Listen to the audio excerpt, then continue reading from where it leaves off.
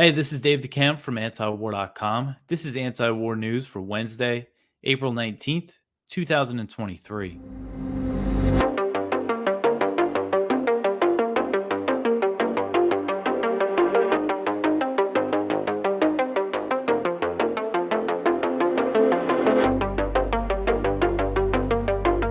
All right, the first story at the top of antiwar.com today. President Biden is preparing an executive order to limit investment in China. So this is the economic side of, the tensions between the US and China. This is according to a report from Politico. It says that the White House is preparing to take unprecedented action to limit US investments in China's tech sector. The action would come in the form of an executive order signed by President Biden that would require American companies to notify the government of new investments in Chinese tech. It would also prohibit some investments altogether, such as deals involving Beijing's microchip sector. The report said that the order has been years in the making, as some officials in the Biden administration have been at odds over how hard to go after these new U.S. investments in China. Biden administration officials insist that they are not seeking an economic decoupling with China and say that the restrictions are about preventing U.S. investments in technology that can be used by China's military. But the order would mark a significant scaling down of the US China trade relationship that has grown since the two countries formally established relations in 1979. So this would be a pretty big deal. Last year, the Biden administration enacted export restrictions on semiconductors and chip making equipment aimed at decimating China's semiconductor industry. And the US has also pressured the Netherlands and Japan, two countries that export the technology that China needs for its advanced chip making. And they pressured the Netherlands and Japan to agree also not to export this technology that China needs. So the Politico report said that the executive order is expected to be signed at the end of April. Administration officials have already briefed industry groups on the contents of the order, although the details could still change. And besides limiting U.S. investment in China, the administration is considering hiking Trump era tariffs on China and banning TikTok, which is the video sharing app owned by the Chinese company ByteDance. And a bill that was supposedly designed to ban TikTok, that's the Restrict Act, was introduced in the Senate and has over 20 co sponsors. It would give the Commerce Secretary sweeping powers to crack down on tech. Goes way beyond TikTok, that bill. But it looks like they're also considering some sort of executive action, although, Rand Paul seems to think that that would get overturned by the Supreme Court if the executive branch just tried to outright ban the app on its own. I think either way, however, the Congress or whoever tries to ban TikTok, I think they might face some issues from the Supreme Court. But still, I mean, this story shows that, you look at these economic decoupling steps with the backdrop of US China tensions. Of course, the US and China's trade relationship gives them an incentive not to fight a war, but it's being slowly scaled down. And I mean, it would take years and years for a full economic decoupling, of course, and doesn't seem like that's going to happen, in the next few years. But it's certainly, there are people in Washington that are pushing for that. Again, I think it would make war more likely between the U.S. and China, of course. All right. So the next one here, U.S. to sell Taiwan 400 Boeing-made Harpoon anti-ship missiles. So Taiwan will purchase 400 of these Harpoon missiles under a contract worth $1.7 billion. This is according to a report from Bloomberg. Taipei has previously purchased ship-launched Harpoons, which are also made by Boeing, but the new deal is for a ground-launched mobile version of the anti-ship missiles. So the sale will complete a deal that was approved by Congress in 2020. The Pentagon announced a $1.7 billion contract with Boeing on April 7th, but would not say if the deal was for Taiwan. The Harpoon deal has been cited by Congress as part of what they call a $19 billion backlog in arms sales to Taiwan. So the situation with that, they say there's this $19 billion backlog in arms sales to Taiwan since 2019. They're saying, oh, since 2019, there's all these weapons that haven't been delivered.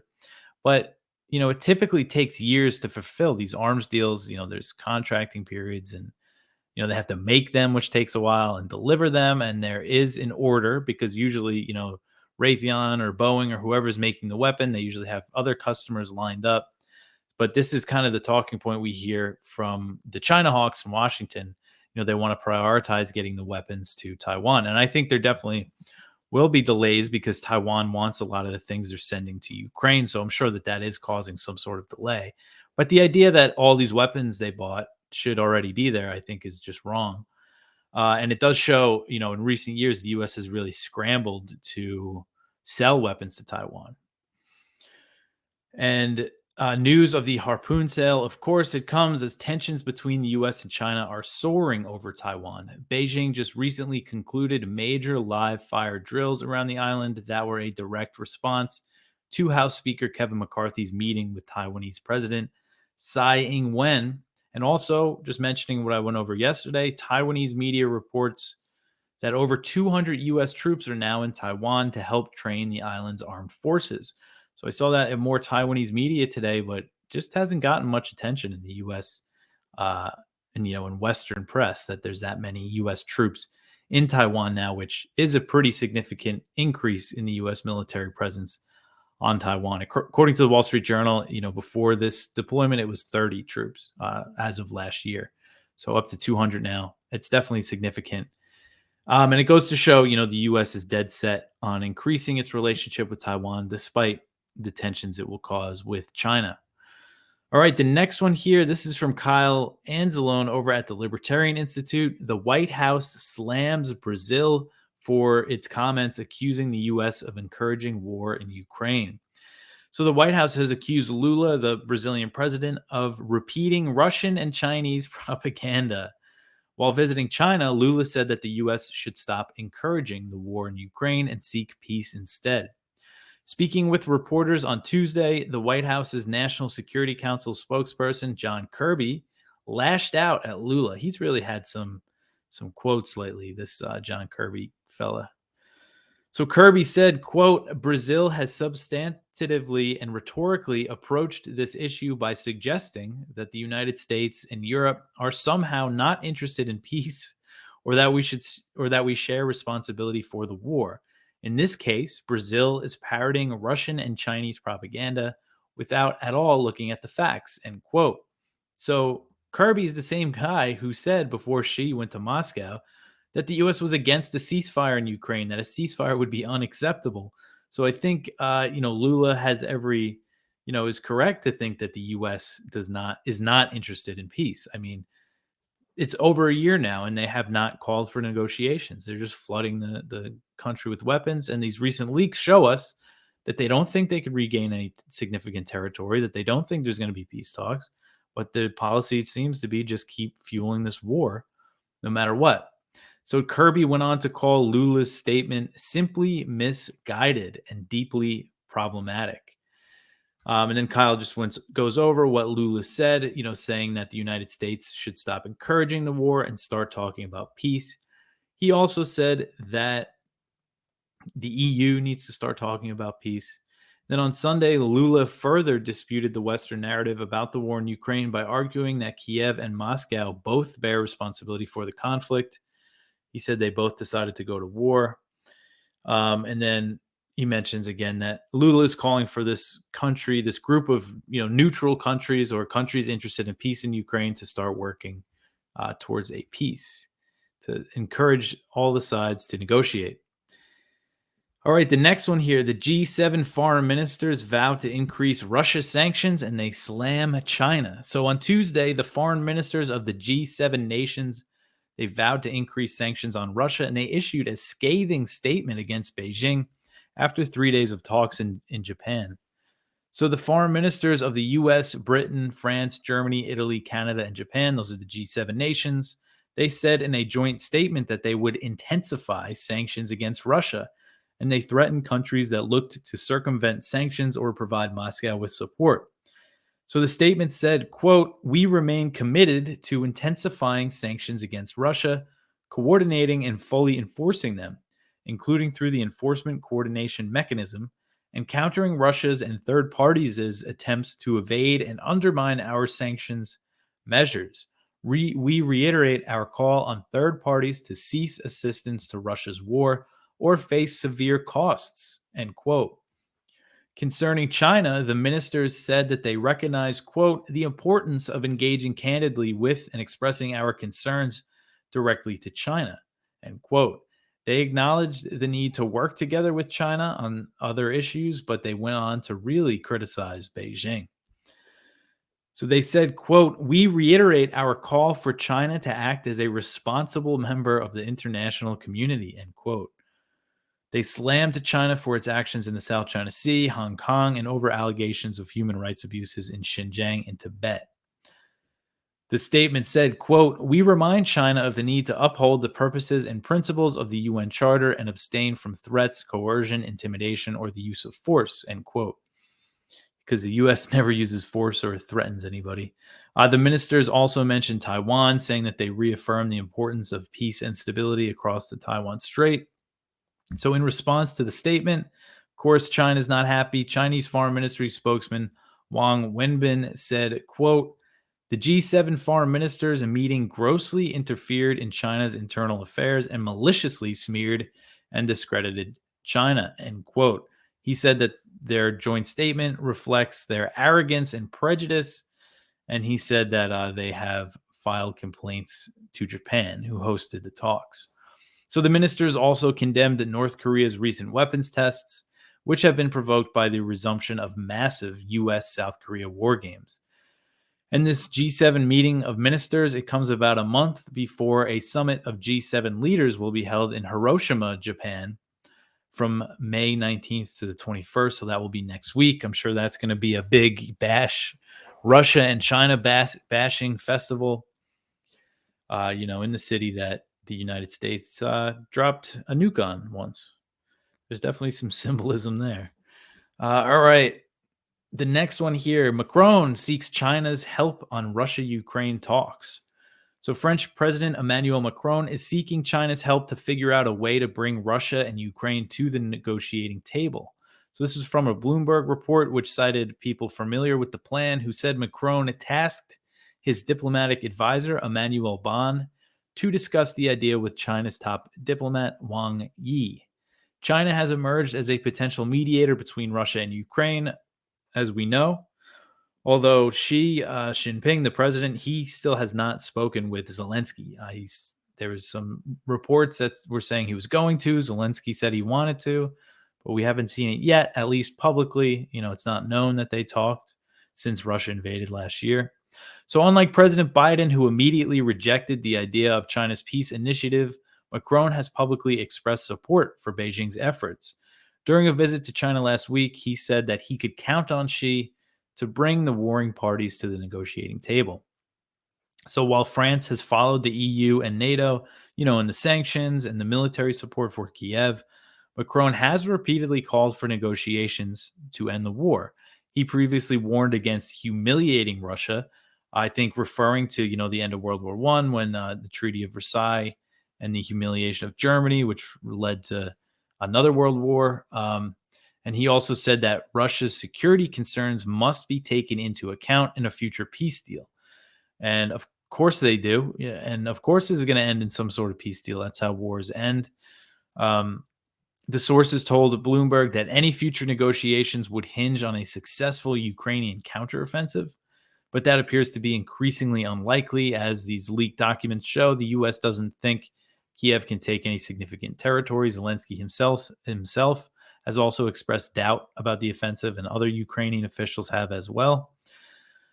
And European officials have said dangerously high expectations have been placed on a potential Ukrainian counteroffensive. So while these sources that spoke to Bloomberg are saying that this plan hinges on a successful Ukrainian counteroffensive, I also think Macron probably has a realistic view of the conflict, of what's going to happen over the next few months. So he would probably know that that's unlikely. So hopefully some of these efforts, bear fruit between France, Brazil, China, these countries pushing for negotiations. Of course, Russia's not going to look at France as, a mediator, a neutral party, but I think China and Brazil have a good chance, and other countries that have remained more neutral. But at the same time, if the U.S. doesn't really change anything, I mean, peace talks do seem very, very unlikely. All right, the next one here. China offers to mediate Israeli-Palestinian peace talks. So this is from the Middle East Eye. China's foreign minister told his Israeli and Palestinian counterparts that Beijing is ready to help facilitate peace talks. In separate phone calls with both officials, Foreign Minister Qin Gang said on Monday that China is concerned about rising Israeli-Palestinian tensions and supports a return to peace talks. China has offered to mediate between Israel and Palestine in the past.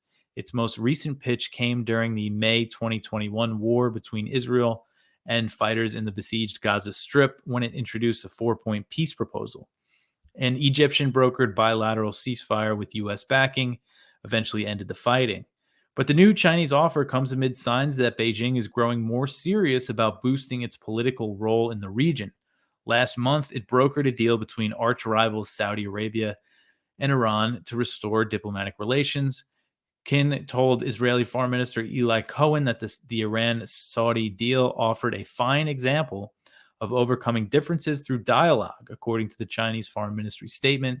So China's on a diplomatic role, and it sounds like they want to negotiate something, and they would definitely be more neutral in this than the U.S., obviously. So we'll see. I mean, I doubt really any peace talks that would really lead to any solution will happen right now with this Netanyahu government that's so hard line and all the stuff that's been going on. It seems like they have an interest in kind of stoking the conflict, especially as Netanyahu faces all the unrest over his judicial overhaul. All right, the next one here. Syria's Assad meets Saudi Arabia's foreign minister in Damascus. So Syrian President Bashar al-Assad hosted Saudi Arabia's foreign minister in Damascus on Tuesday in the latest sign that Riyadh is ready to normalize diplomatic relations with Syria, which have been suspended since 2012. So Saudi Foreign Minister Prince Faisal bin Farhan's trip to Damascus marked the first high-level Saudi visit to Syria since 2011. And the visit comes as Saudi Arabia is looking to bring Syria back into the Arab League.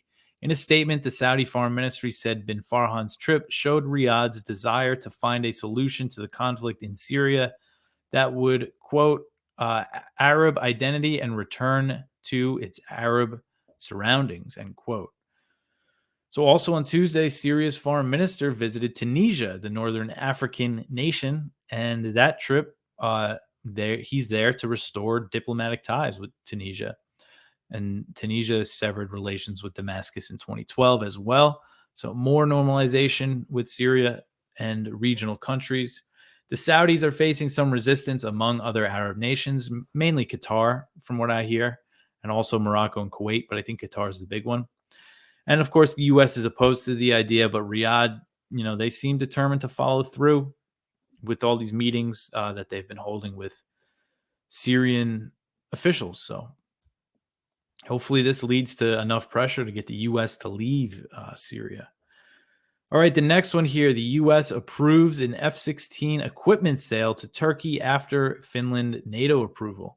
So the State Department on Monday approved a $259 million arms sale to Turkey that would upgrade the country's F-16 fighter jets, a step that comes about 2 weeks after Ankara approved Finland's NATO membership. According to the Pentagon's Defense Security Cooperation Agency, the purpose of the arms sale is to, quote, improve Turkey's capability to meet current and future threats and assist in defending its homeland and U.S. personnel stationed there, end quote. That's right. There's U.S. personnel stationed in Turkey. There's also U.S. nuclear weapons stationed in Turkey as part of NATO's nuclear sharing. So the principal contractor for this deal is Lockheed Martin. So Turkey is also looking to purchase 40 new F-16s. They want to buy a whole new fleet of them, but some members of Congress don't want to approve the deal until Turkey also approves Sweden's NATO bid, and it's not clear when that's going to happen. The kits to upgrade Turkey's current F-16s were initially supposed to be included in the deal for the 40 new fighter jets, which is estimated to cost about $20 billion. So once they do go ahead with that big plane deal, It's going to be a lot of money. So the Biden administration has previously expressed support for selling the new F-16s to Turkey, but leading members of Congress have come out against it, including Bob Menendez, who is the head of the Senate Foreign Relations Committee. Sweden is hoping that Turkey will approve its NATO membership after the upcoming Turkish elections scheduled for May 14th, and that's all includes a presidential election. And I bet the U.S. does not want Erdogan to win, but I have a feeling he's going to, but I don't know really much of anything about Turkish politics. Hungary has also held off approving Sweden's NATO bid over Stockholm's criticism of the government of Hungarian Prime Minister Viktor Orban. So Hungary is still holding out on Sweden. Turkey's still holding out on Sweden. It's not clear when that's going to happen. I think Erdogan might have said, we're not going to approve it before the election, but he previously said they wouldn't approve Finland before the election. Then he went ahead and did it. So, I mean, maybe there's a chance if the U.S. is like, hey, we'll sell you all these F-16s if you just do it, if they use that to bribe them. Maybe it's possible then, but I'm not sure. All right, the next one here, the last one in the news section, fighting continues in Sudan despite ceasefire. So fighting raged in Sudan hours after an internationally brokered truce was supposed to have come into effect as forces loyal to dueling generals battled for key locations in the capital and accused each other of violating the ceasefire. So it was on Tuesday. The ceasefire was supposed to take effect at 6 p.m. local time in Sudan, but it seems like there was fighting, minutes after it was supposed to go into effect. So the fighting is still going on between these rival generals that were, co-conspirators in a coup just a couple years ago, and now they're fighting each other. But that's it for the news for today. It was a bit slow. It was a bit of a slow day, but we still had some interesting stuff there. You could go check out our viewpoints. We have one from Craig Murray, Snowden and Teixeira, 10 Years of Disaster. And that is by Craig Murray. Sorry. The next one here, Ted Snyder, What Happens When You Talk? Peace Breaks Out. Who would have thought? One from Frank T. Fitzgerald, The Official Story of the Ukraine War Grossly Misleads. One from Patrick Lawrence, What Dan Ellsberg Means. That's over at Consortium News. And then our spotlight is from Kelly Vlahos, Just How Many U.S. troops and spies do we have in Ukraine? That's over at Responsible Statecraft. And that's about Gates's bill. And it has, kind of more detail about the situation there when it comes to U.S. troops and CIA on the ground and the reports that we've seen so far throughout this war. But that's everything. You could always support antiwar.com at antiwar.com/donate. I've been having some trouble with Rumble. I'm uploading the videos. They don't process. I've tried a few times today. I don't know what the situation is. I wrote them. I haven't heard back yet. So hopefully I figured that out. Oh, and speaking of Rumble, I was actually on Kim Iverson's show today on Tuesday. Tuesday night it streamed. If you want to go check that out, it's a pretty good show. And what else is there? You could always, leave a rating or a review where you listen to podcasts and comment on the YouTube and Rumble videos. That is all appreciated. But that is it for me for today. I'll be back tomorrow with some more news. Thanks for listening.